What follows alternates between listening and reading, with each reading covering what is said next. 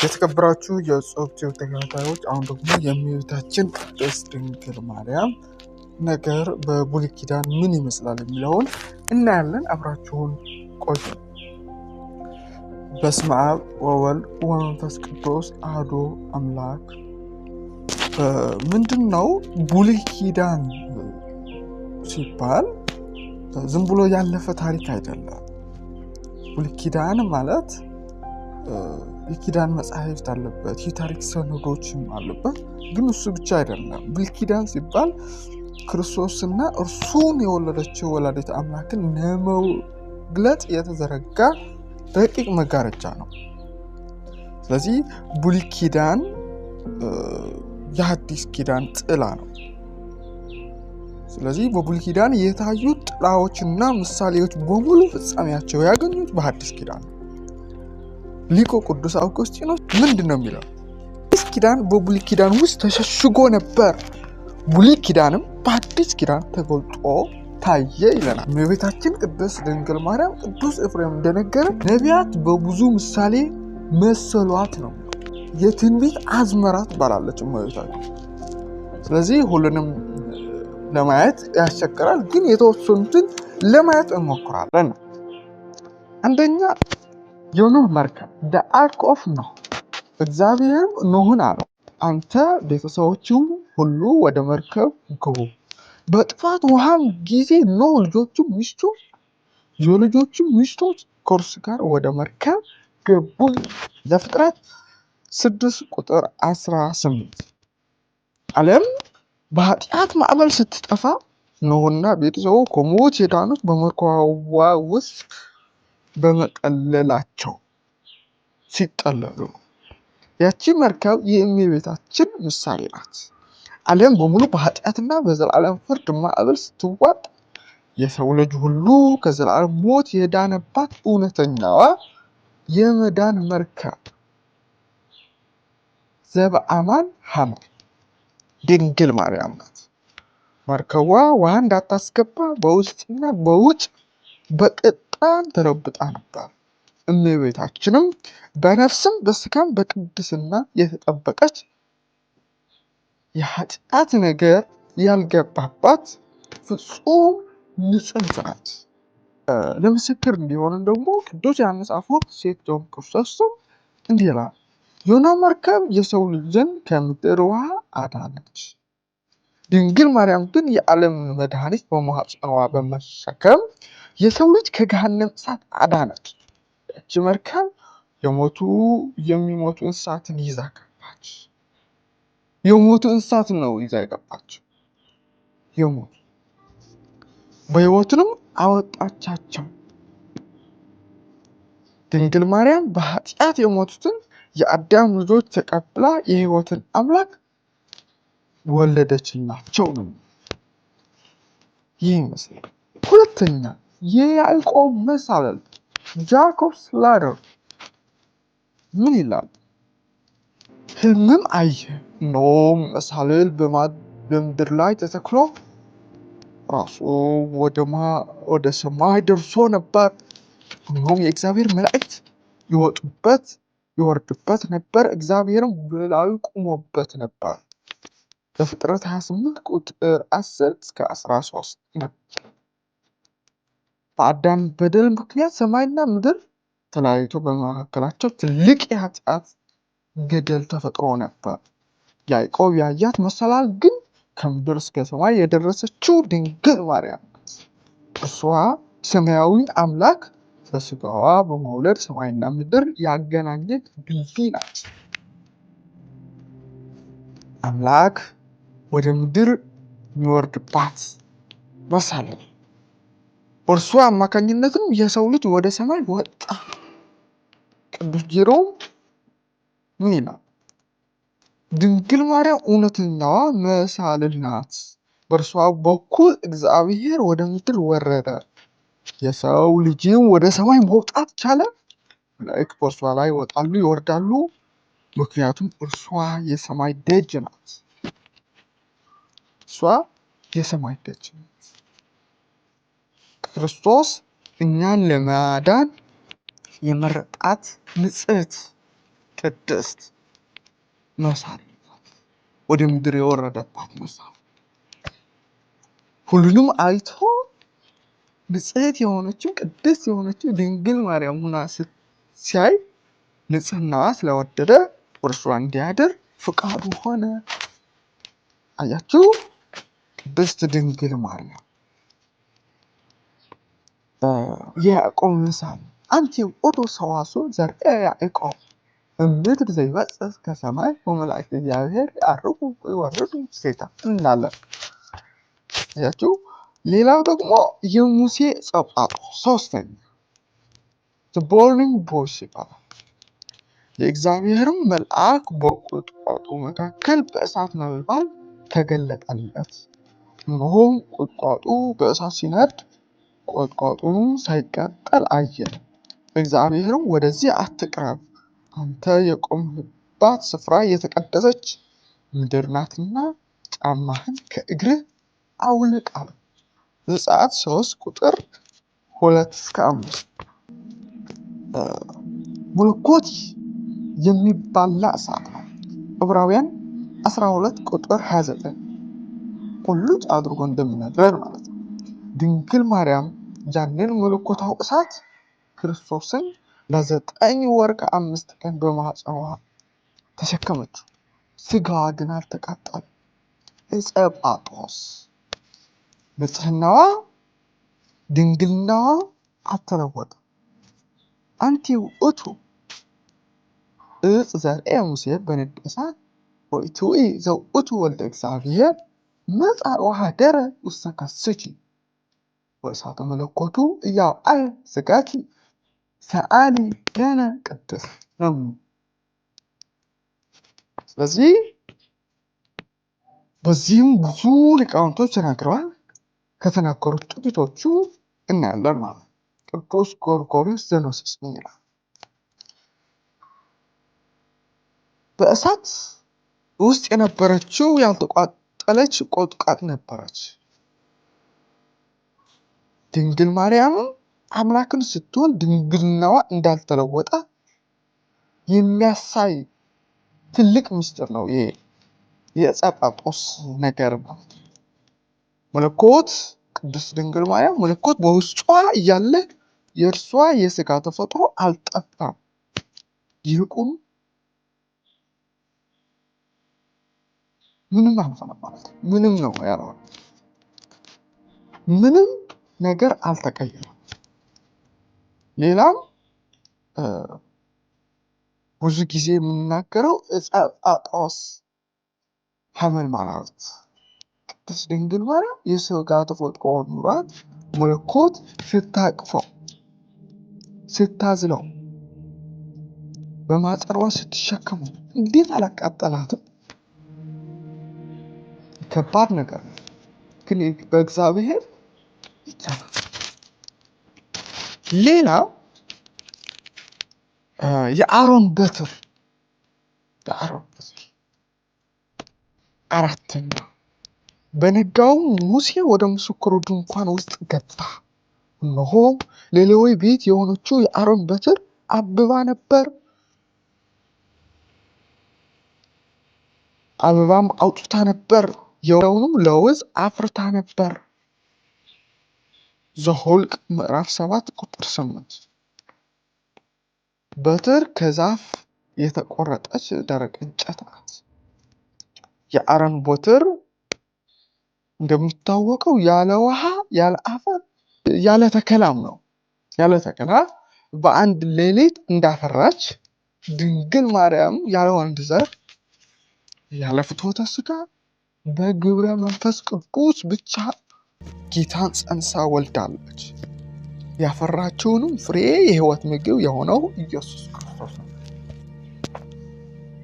ቅዱስ ቄርሎስ ኢየሩሳሌም ይላል፣ አምላክ ያለ ወንድ ዘር ከድንግል መወለዱ የሚጠራጠሩ ሰዎች ካሉ የአሮንን በትር ይመለከቱ ይላል። ይህንን ይመልከቱ። ያለ ውሃ ያለ ተከላ ፍሬም ማፍራት ለደረቅ እንጨት ከተቻለ ፈጣሪ ከንጽሕት ድንግል ያለ ወንድ ዘር ሥጋዋን መልበስ እንዴት ይሳነዋል ይላል።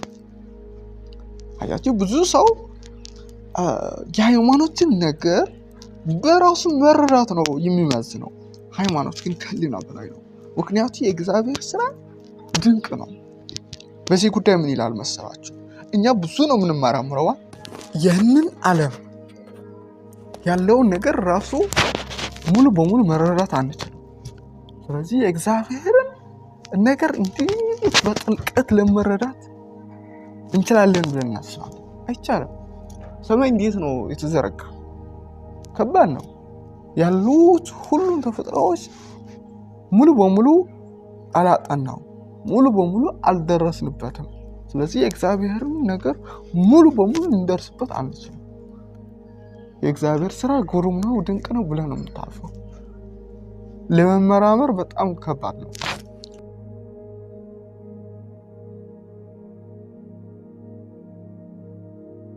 እግዚአብሔር የሚሳነው ነገር የለም ያላት። ከዛ እንደዚህ ሲላል ምንድነው ያለችው?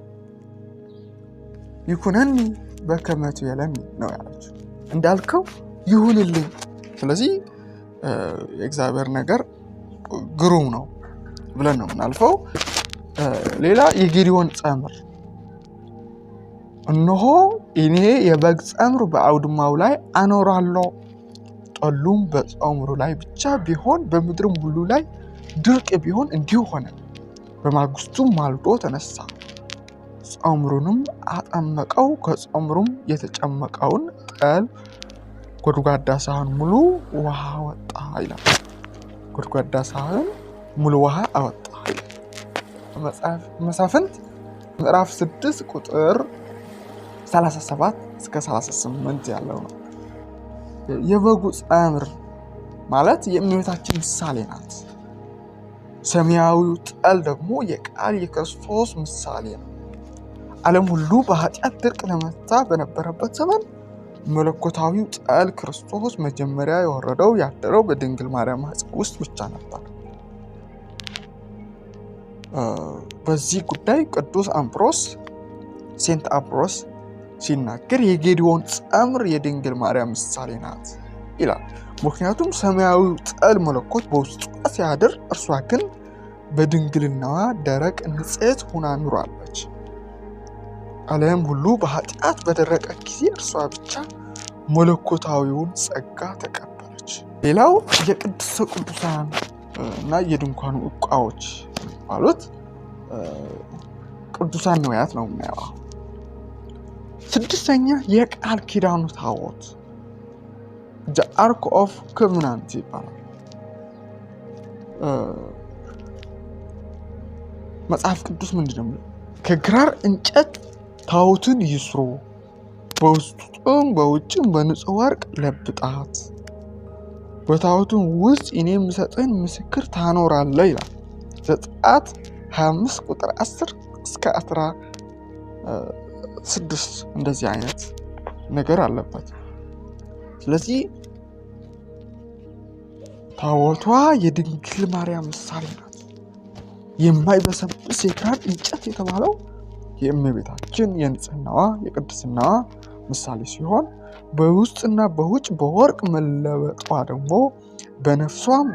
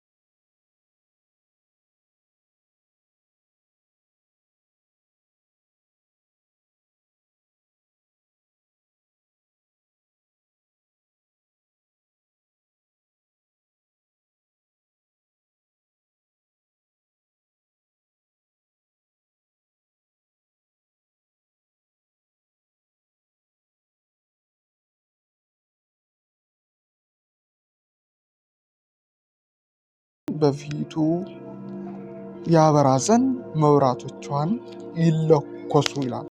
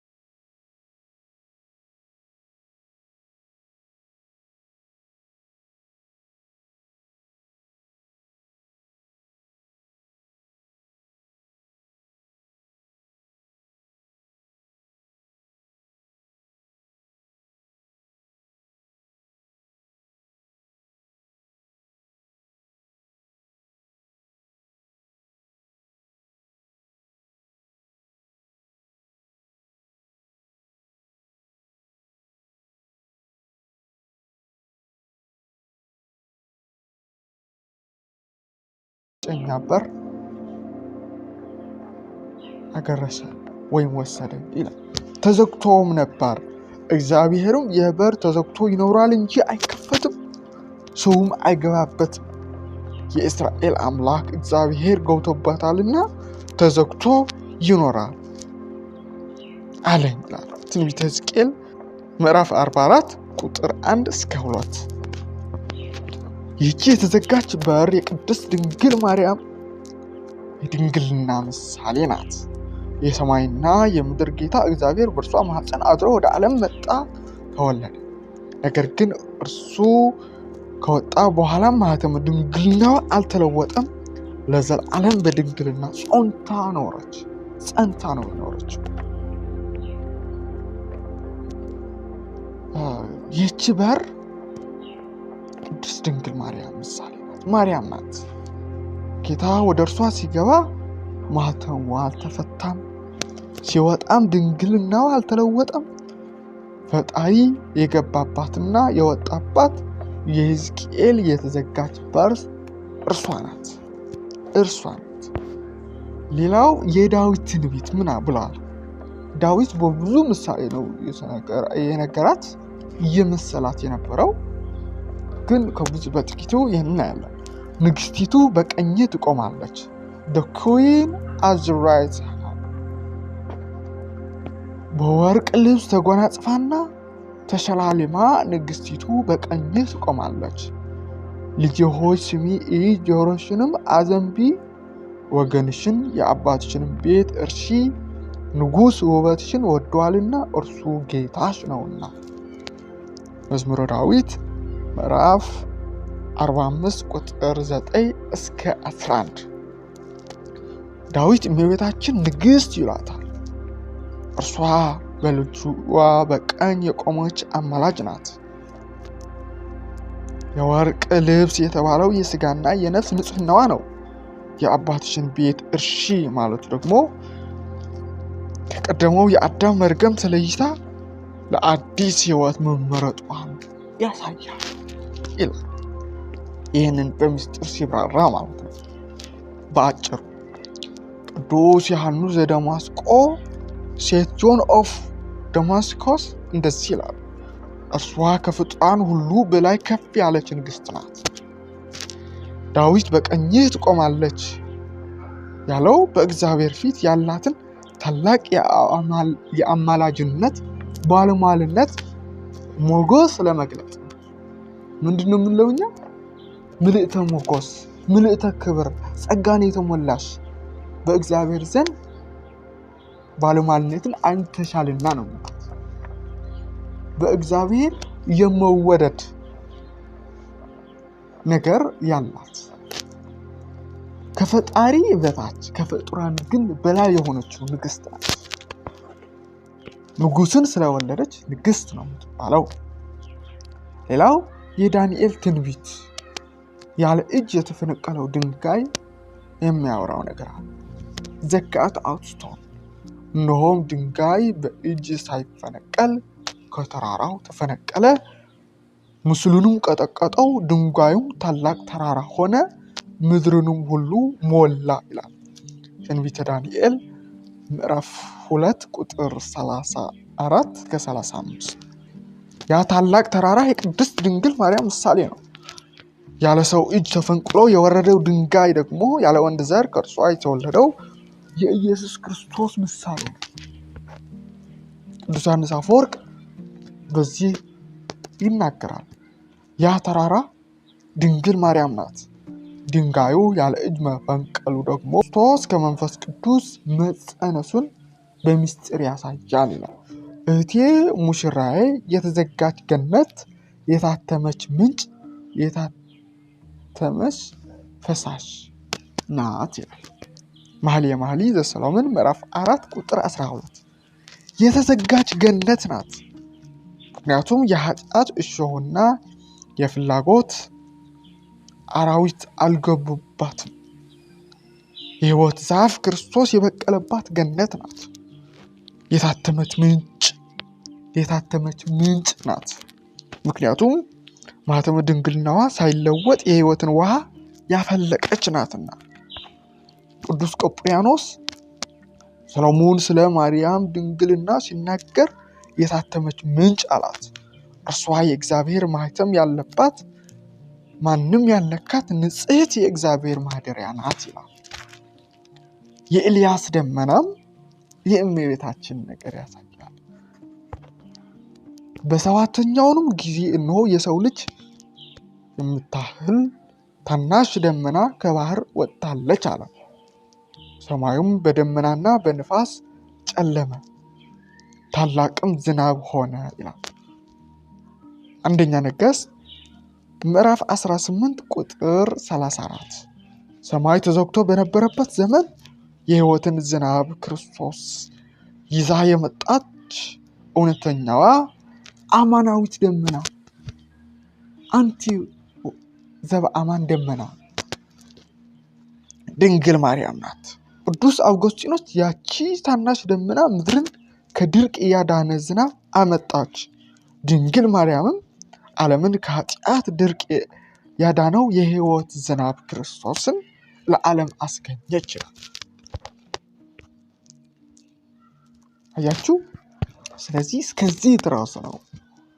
አሁን የእመቤታችን ነገር ብዙ ተናግረን አልጨርሰውም፣ ግን ትንሽ አዘጋጅተናል። ይህንን እስከ መጨረሻው ስለተመለከታችሁ እናመሰግናችኋለን። የእመቤታችን የቅድስት ድንግል ማርያም በረከቷ ረድኤቷ ከሁላችን ጋር ይሁን።